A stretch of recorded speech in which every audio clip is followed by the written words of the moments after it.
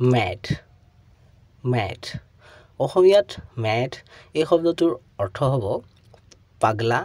বা পাগল বা বলিয়া ইয়াৰ লগতে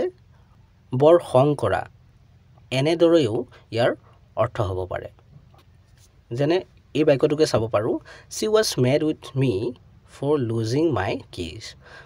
she was mad with me for losing my keys মোৰ চাবি হেৰুৱাৰ বাবে তাই মোৰ ওপৰত বৰ খং কৰিছিল ইয়াত পাগলটো বুজোৱা নাই মানে চাবি হেৰুৱাৰ বাবে তাৰ বৰ খং উঠিছিল হেতু বুজাইছে বা যদিহে মই ক'ব বিচাৰো যে পাগল কুকুৰটোৱে নিজৰ মালিকক কামুৰি দিয়ে তো তেতিয়া মই ক'ম যে mad dog bites his master mad dog bites his master চেনেলটো সাবস্ক্ৰাইব কৰি ল'বা কাৰণ এনে ধৰণৰ ভিডিঅ'বোৰ ইয়াতে পাই থাকিবা